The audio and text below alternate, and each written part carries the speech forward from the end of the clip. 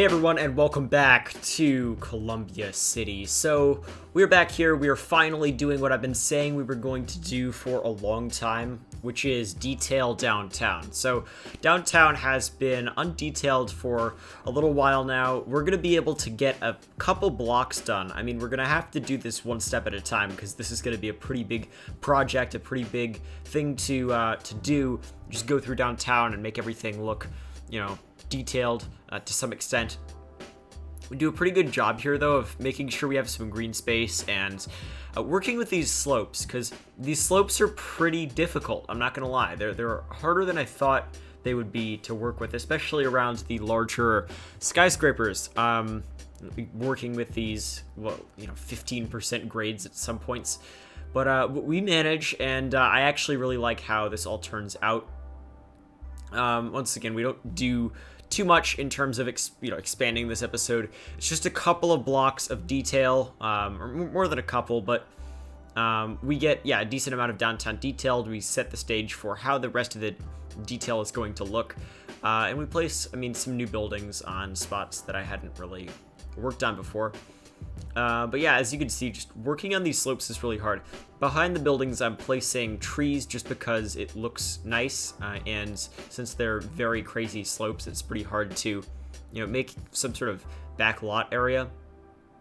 But yeah, I'm trying to cover the area in trees because that makes things look better almost all of the time, especially because this is, the Pacific Northwest, which happens to have a lot of trees.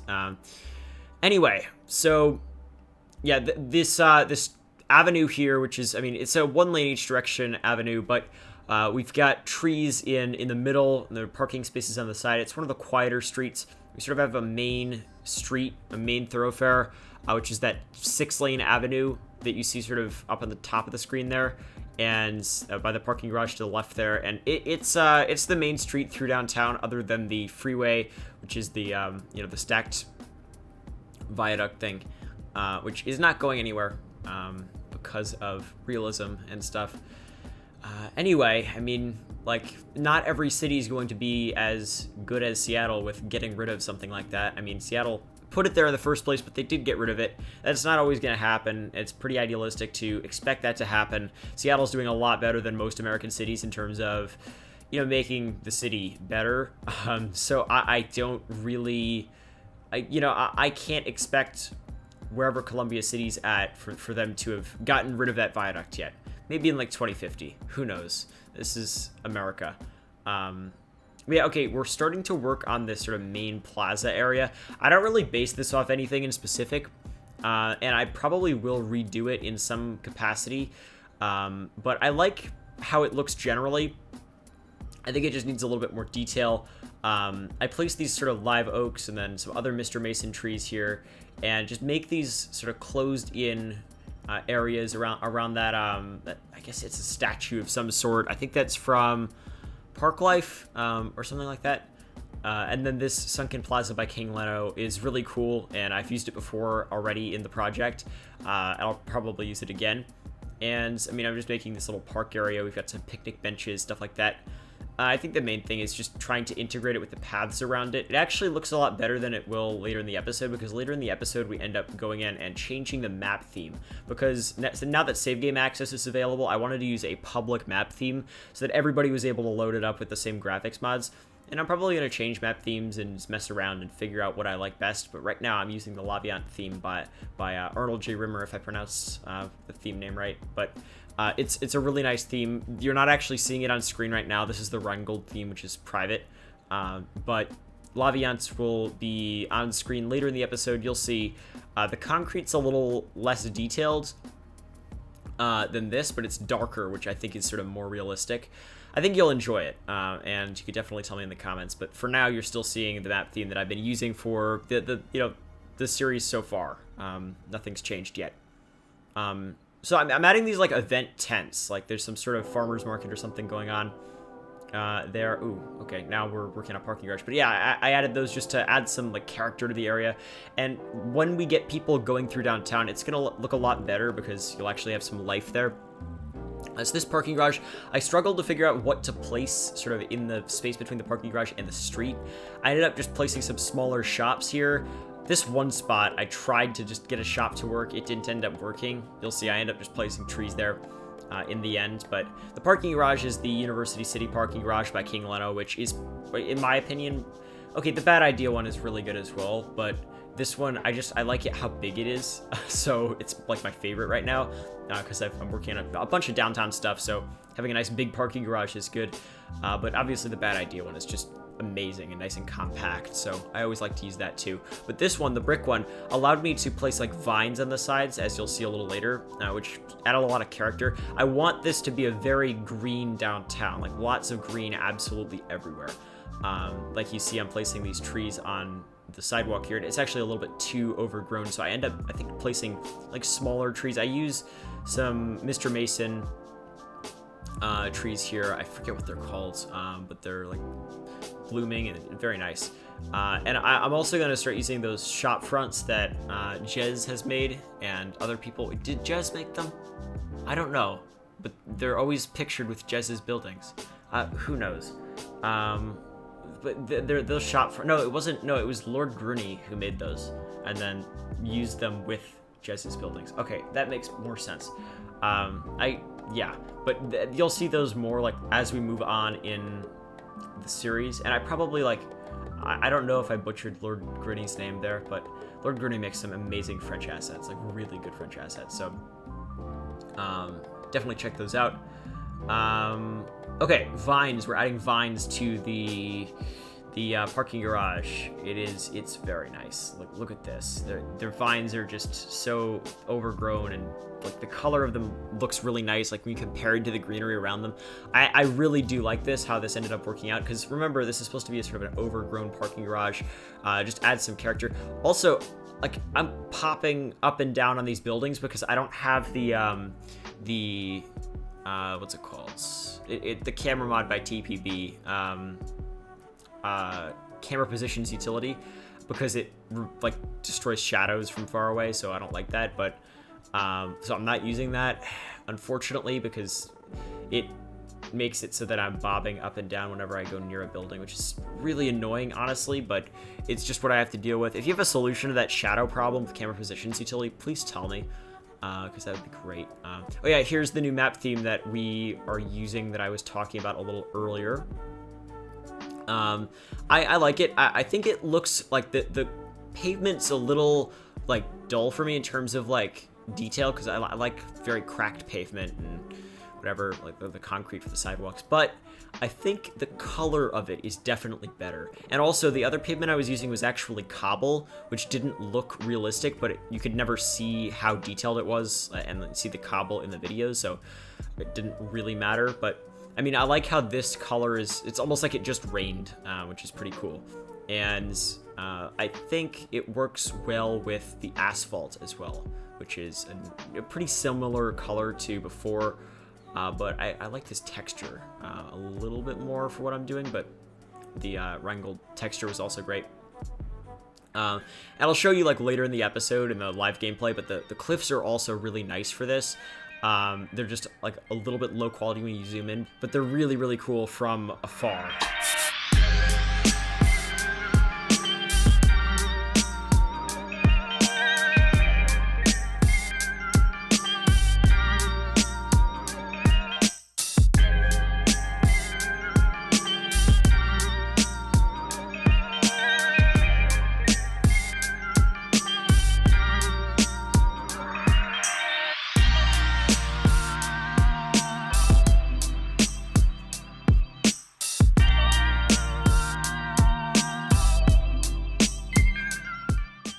So, I mean, okay, Columbia City. I'm so motivated with the series right now. This is the biggest city I've ever made, and I just absolutely love it, because I'm able to combine a lot of the different facets of an American city that I find really interesting politically. So you've got a lot of conflicting interests within Columbia City. You've got the motorists, who have their viaduct by the water still, and once again, I'm not removing that because motorists they're still winning on that front. On the other hand, cyclists have been successful in getting their protected bike lanes, or at least somewhat protected bike lanes, in downtown. Something I'm going to do on top of these, you know how like you're looking at that street right now that has the bike lane on the side? Well, on top of that, I think I'm going to be adding bollards on some of those streets, and make it even more protected. I think that'd be pretty cool, because I haven't really built a real protected bike lane ever in City Skylines. Because these are quasi-protected. I mean, they're green and they've got the, the hatched markings, but it's like that's the best you're going to get. But I think I could do a little better, actually. I think $2.20 made a protected bike lane in Bordertown. I'm not sure, though. But all I know is that episode I very much enjoyed, because there was a light rail and a protected bike lane. It was just glorious. Or maybe those were two separate. I don't know. I really missed that series. Anyway, so we're placing buildings sort of by this main avenue, by the sunken highway that we placed, over a couple episodes. And I'm just like slowly going through this block and placing stuff. Once again, the slope is really, really steep, so it's hard to work with, but I equalized it a little bit. So the main avenue is a sort of a separated avenue. This is a little bit, possibly slightly unrealistic for compared to Seattle, because it's a very dense downtown, and there isn't really much room for a wide avenue like this. But I added a couple of these, sort of one going in each direction, just because I think it looks really, really awesome for like a tree-filled city like this. Just doing that, and then also having the trees on the sidewalks is just amazing. And you'll see, like in the cinematics later on, it does look great in the end, just having the trees on the center of the avenue and on the sidewalks. So this right here is a little office building right next to the tunnel. So this tunnel goes under this big building that needed more space, which you see in a lot of American downtowns. I placed this parking garage sort of on top of the tunnel, because maybe that's all that was approved for that, as land use for that little plot. So there's a parking garage there. Who knows? And then we've got this back lot area, which I try to turn into like an actual back lot, but I think I end up just placing trees there because it's just too steep of a slope. Yeah, I end up just placing trees there. I don't know how realistic it is to have trees in this specific density for downtown Seattle.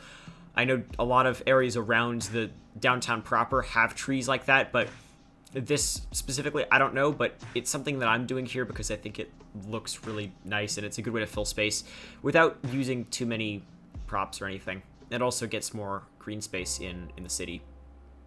This New York Times building is one of the larger skyscrapers in the city, so people have been complaining a little bit about the skyscrapers I'm using. So, there are a couple different skyscrapers that I've been using. One's that big white skyscraper, which is the first Canadian Place building from Toronto, which a lot of people say is really ugly. I am going to make a claim that's going to annoy a lot of people. That is one of the top best skyscrapers on the Steam Workshop. And the New York Times building, which you're looking at right there, is very close. But the first Canadian Place building has always held a special place in my heart, because I love Reaper's buildings. I especially love Reaper's buildings when you're using them with the LUT that I'm using, the Vivid LUT, which Corrales used in Season 2. And I just, like, the skyscrapers and the skyline of Corrales' Season 2, combined with this LUT, were just absolutely glorious. And I'm trying to sort of get a similar look, because that series, looked really dreary. And honestly, I've mentioned this a lot before, but that was one of the best City Skylines series of all time. My City Sky... Okay, this is my top 3 City Skyline series of all time. I'll give it to you here. You definitely tell me in the comments what you think, but these series sort of... They're... And maybe you have... I really hope that you have this with some sort of series that's on the... whether it's mine or like $2.20s or Taser series, just something that's on YouTube right now. Because I haven't really had this experience in a long time, this sort of magical experience of just a series being just so good you cannot wait for the next episode. And the series that did that for me, sort of in decreasing order, were Corrales Season 2, which, if you remember, was the one where he had the enormous New York style downtown with all those different styles of districts outside of downtown. And then all these, a really cool airport, very innovative stuff for the time, an awesome harbor. It was just such a beautiful series, honestly. And then second, in terms of being very captivating for me in that way, was Fresh Popcorn's San Renato series, which is not on YouTube anymore because he deleted all the videos and nobody downloaded them. I mean, if you did download them, please re-upload them so somebody can like watch them if they want to, because I'd like to rewatch those. But that was just such a good series, and I mean, I think anybody who's around for it can attest to that. And then the third series was Strict Toaster's Cedar Valley series. I just absolutely loved that. That was just, I mean, just a glorious series. I mean, I think it was really the graphics mods that were so unique, and I mean, I think like between those three series, I think each of them just had a very unique quality to them. Like Corralis's was just very, like, Corralis didn't even care. He just built whatever he wanted, and it always turned out really unique and interesting. And he had really unique graphics mods. And then Fresh was building a totally unique type of project, this sort of islands, Pacific Northwest project, which is just, unmatched to this day in terms of being so like unique in terms of terrain. And then, I mean, Strict was just using, I mean, really, like, I guess organized planning styles, which were just so satisfying to look at when he did his cinematics. Like, it was just so organized and glorious. I mean, I haven't found a series since then that has, matched those series in terms of how good they were for their time. And it's not even, just how good they were, it's just how captivating they were, and it's hard to quantify what that was that made them so captivating, but I definitely love to hear what you guys think in terms of, like, what those series are for you, because I really hope you've got, like, a series out there that you watch right now that's like that for you, because, I mean, just that feeling of just, like, it gives you so much motivation to play the game. Fortunately, I'm able to source that motivation from, like, other things, because I'm very interested in urbanism generally now, and I'm a Google Earth addict, and, I have other places to get that inspiration, but initially it all came from those foundational series that were sort of the heart of, like, early City Skylines. So, I mean, yeah, just definitely tell me in the comments, because I'm curious to know what those series were for you. And I mean, I'm not even claiming that those were, like, the best builds in, like, ever. Like, I mean, Strict would also agree, like, Night Owl is, like, infinitely better than Cedar Valley in terms of, like, build styles and everything like that. But it was, like, for the time, Cedar Valley was just such a unique concept in terms of the way he did all these really detailed and organized layouts, which were just glorious. And I mean, each of those series had something about them for me. And I, once again, just love to know what those are or were for you. And maybe it's something I haven't even seen yet somehow, because, I mean, there are a bunch of City Skylines series out there now that I probably haven't even watched. There are a bunch of people making videos, which is awesome. I mean, I definitely recommend trying out making videos. It's just, I started out thinking, oh, maybe I'll get 100 subscribers. And actually, no, I had 2,000 subscribers on the channel. I had uploaded CSGO videos initially, but I didn't really enjoy that anymore. And maybe I'd get some subscribers who enjoyed City Skylines and would watch and, like, give me feedback and stuff like that. And apparently now we're gonna hit 30,000 subscribers, possibly in 2019. And honestly, I'm going to try to upload a bunch more videos soon, hopefully, so we could try to hit 30,000 subscribers this year. I don't know if it's gonna happen, but I think we're about 2,000 away. It's possible, which would be absolutely glorious, because, I mean, that's just such a huge number. Like, the channel's come so far, and, I mean, just the community's come so far. Like, being able to go out to Berlin and just meet everybody a couple weeks ago, I don't know. It's just, like, this community never, I don't see a point where it will die. It continues to strive as time goes on, and I'm absolutely loving it.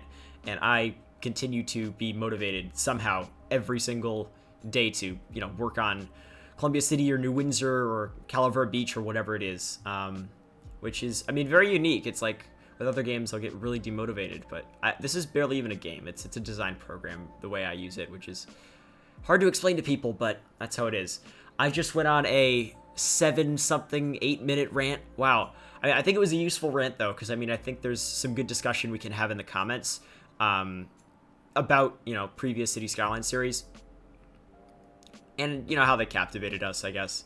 Because it's so hard to recreate that captivation in a series. I mean, I try to do stuff that's, like, unique, innovative, but sometimes it's unmatched, and that's just how it is. But anyway, nice to have a good nostalgia session every once in a while. That's always good. Always good to have a good nostalgia session. Anyway, how many minutes do we have until... We have about 3 minutes left until the in-game portion where we'll go around and, like, look at stuff. So, I mean, I guess we could talk about what's going on, I mean, in-game here. So, I'm trying to place these, like, farmers market stands here. I don't know what they are. They're from Green Cities. They don't end... They keep despawning, but... It would have looked really cool if I could get this to work next. If anybody knows, because I just got Green Cities recently somehow, and I realized, okay, it's actually pretty good for Columbia City because it's got a lot of really cool modern buildings and greenery and stuff. And then it also has like these markets, which are really cool. But they keep despawning on me. So how does that work with Green Cities? Because if somebody could tell me, that would be absolutely excellent. Because this is like a perfect spot to place these. I have this Montreal building right next to them that's really well textured, that looks just so good. And I'd love to get that to work, but I just can't seem to. So if anybody could just tell me in the comments how Green Cities buildings work, if they're supposed to be placed differently or like within a certain... I don't know. Because they just keep despawning on me, which is really weird, but... yeah, okay, this apartment building here, people have told me to remove. It's the one that has that pathway, well, they're two different buildings, but there's a pathway between them on, like, the, 30th floor or something. And it does look a little weird, but there's a lot of weird stuff in, Seattle in terms of modern architecture. And obviously nothing like compared to someplace like Dubai or something, but it's a lot of modern architecture, and this could be part of that, I think. And this is like the most out there building we are going to place in the city. So like we've got a lot of the other buildings are very traditional, either traditional or sort of boring high rises. I want something to stand out a little bit, and then this is also a Reaper skyscraper, which once again holds a very special place in my heart because it's by Reaper, and Reaper makes such amazing skyscrapers. So I'm keeping it for now. If anybody has some like major objections to it, tell me in the comments, but I think it's very nice. The texturing's amazing. It allows me to work on this like really cool courtyard out front, which hopefully I can place some PPGs there and get people to actually like walk there. That'd be cool. And then right now I'm placing some tiles, trying to finish up that area near that courtyard that we made, and or the plaza rather, and I'm placing some of those green bike markings because we've got protected or at least marked bike lanes here in downtown, which is just amazing. And I'm probably going to try to carry some of those over into the suburbs to some extent. I'm also placing the bike markings, like the non-green ones, just the bicycle symbol with the arrow as well, sort of so people can know, oh, those are bikes that are going through there for tourists from cities that don't have such good infrastructure, so they're able to drive around in their rental cars and probably just drive like a mile or something, because that's what people do in cars, just drive a mile. Like 60% of trips in the United States that are under 1 mile are taken by car, which is probably one of the craziest stats I've heard in a long time. But that's a stat, and we could fix that. Just get on the bike, folks. The bike is there for you. It's cheap. It's good. It's environmentally friendly. Ride your bikes. Build good bike infrastructure, just like we are in Columbia City, and things will be great. Anyway, okay. That was all over the place, but we're gonna hop in game. Let's take a look at what we just built and discuss. All right, folks, we are in game. Let's take a look at this wonderful sort of city square of some sort with a park, I guess, that we made. I'm really not sure what this is specifically, but I wanted to add some green space in here. It looks a little bit weird right now. I think I could make it look better. I also changed my map theme, so that's probably part of why it looks a little weird. I think the map theme sort of changed mid-video, so that might have been sort of weird if you're watching that, but it is now I think Laviance. I probably butchered that, by Arnold J. Rimmer, which I initially was going to try the first version for the series, and I ended up just using Rheingold, but now I'm using this, and I actually like it a lot. I think the darker concrete is actually better for the Pacific Northwest. It's almost like it recently rained or something like that. And it's overall, I mean, I like the colors and everything. The cliffs are a little bit like lower in like definition than the Rheingold ones, or maybe that's just me, but like from afar, or a medium distance even, they look really good. Also, my FPS is really bad. So I don't know why, but it is. Let's just go around like this. I'm using the Shiko mod to do this, if you're wondering. But, so I haven't detailed any of this here. I have detailed this. So we've got these, like, little event tents with, like, tables, whatever. I'm trying to detail minimally because this is a big city. This does conform to terrain, which is nice. This is another events tent thing. We got a couple of kiosks here. The city's pretty dead, so there's really nobody here. This doesn't look right. I'll fix that.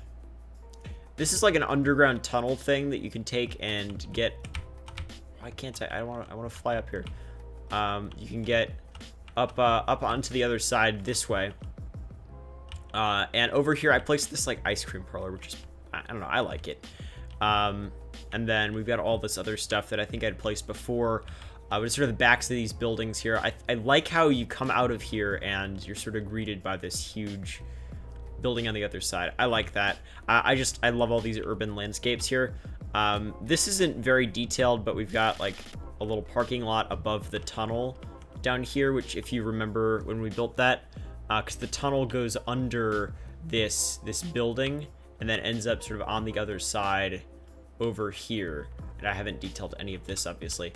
But one of the buildings I placed disappeared right there, but I'm trying to go for some like taller, narrower buildings over here, which I think is a pretty cool look for certain streets. But onto the main street, we've got this New York Times building. This is clipping a little bit weirdly over here, but I'll fix that. But overall, I like the little tunnel thing. Like, it's sort of something that you might, I think, you know, you've got stuff similar to that in LA, and I'm sure a bunch of that stuff in Seattle.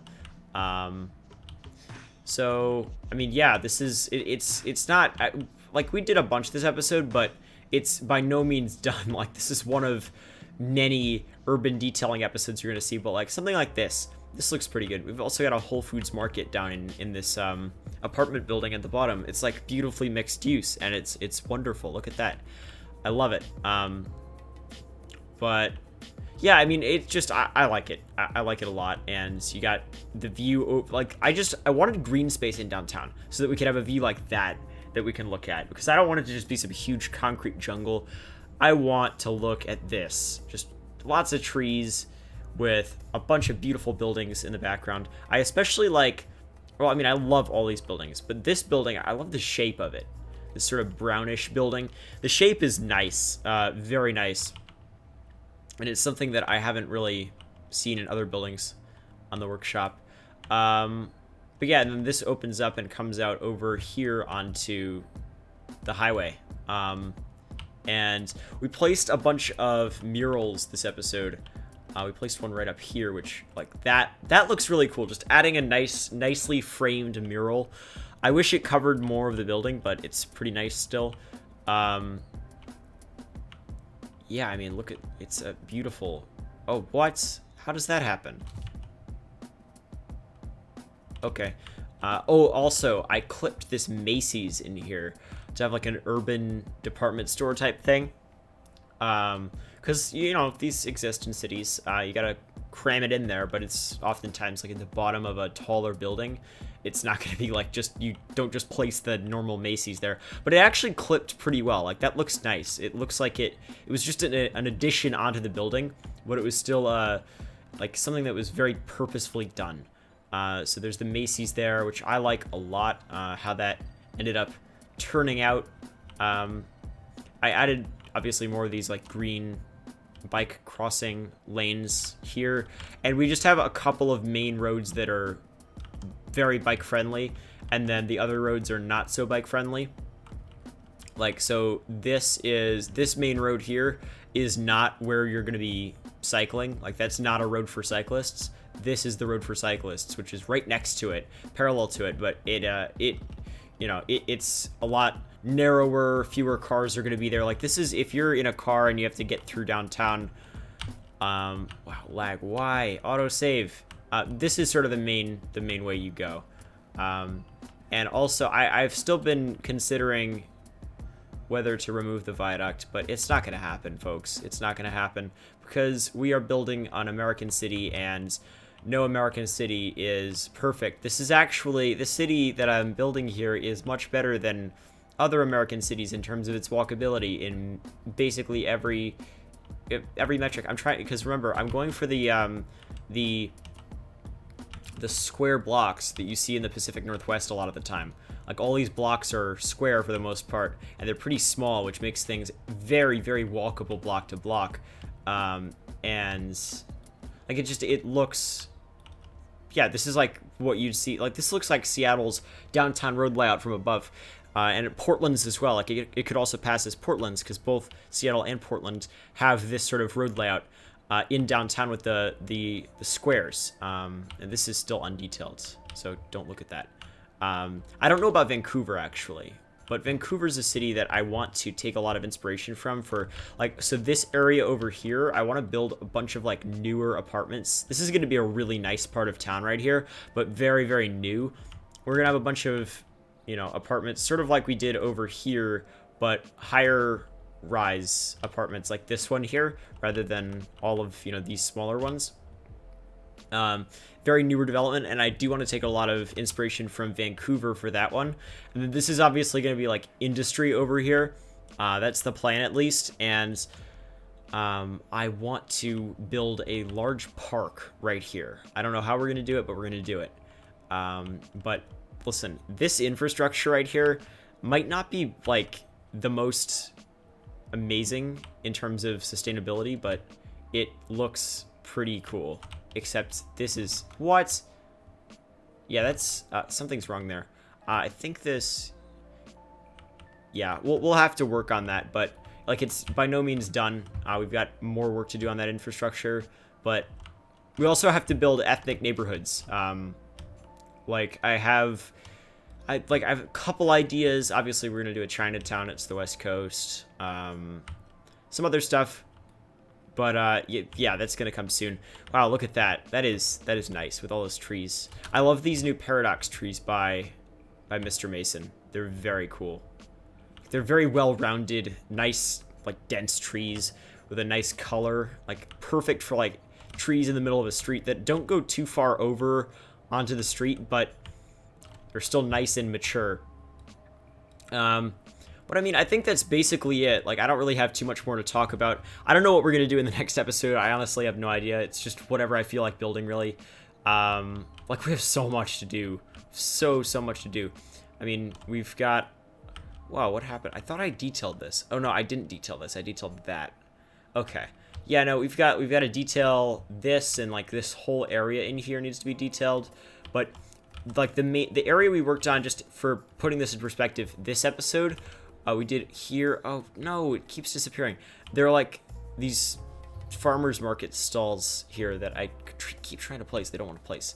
But so what we detailed this episode, and, you know, what's basically finished largely is this area over here, all inclusive of sort of what I'm highlighting around here, and like that, basically, if that makes sense. Not everything's detailed still, obviously, but we made a decent amount of progress. We've got this clock tower, which I actually placed in New Windsor as well. And I think it's a nice, like, older touch that still complements the rest of the stuff in the city very well. And, like, it really fits in well as well. Like, you come off the highway here, and you're just thrust into the city, but you've got this nice clock tower next to you. I like that. And then also this street, if you might notice, it's... Once again, it's still not fully detailed, but it's like a very, very narrow street. It's got parking because American cities really like to give free real estate to motorists, so I can't not put free parking there. Maybe it's just 2-hour parking. It's still free, though. Free real estate for motorists, whatever. But then we've got this parking garage. I don't know if you can see it that well, but we've got vines all over it.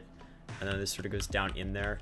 I like that. I think it adds a nice touch. But I mean, that's basically it. Hopefully you all enjoyed. If you did, make sure to leave a like. Really helps out a ton. You can subscribe if you're new around here. Hit the bell icon next to the subscribe button to get notified whenever I upload. I'm not even going to go on. You know the deal. Like, who wouldn't want to miss a video where we build beautiful urban landscapes like this? This needs to be fixed. But on the other hand, we're really far down here. Like, nobody's going to notice. You can support me on Patreon. That is in the description. What you'll get there is you'll get early access to episodes, plus you will if you want, you could get access to the save games. So you could fly around Columbia City yourself, just like I am right now, and look at this city in all of its glory. You could also get your name in the credits reel, whatever works for you. And you can follow me on Instagram, where I post photorealistic screenshots, although I've been a little bit inconsistent. I will try to get consistent again, because I've got a bunch of, like, look at this. I can just fly around and I get a beautiful screenshot just like that. Like, look, all those colors, it's amazing. And anyway, yeah, Instagram if you want stuff like that. Follow me on Twitter for updates on when episodes are coming out and various, yeah, I use Twitter for what you're supposed to use Twitter for. I also post lots of, cycling and transit stuff and various urbanism things. So follow me on Twitter. But that's about it. Hopefully you all enjoyed. It's a sunny day in Columbia City for once. And we're going to head off now. Enjoy the cinematics, and I'll see you next time.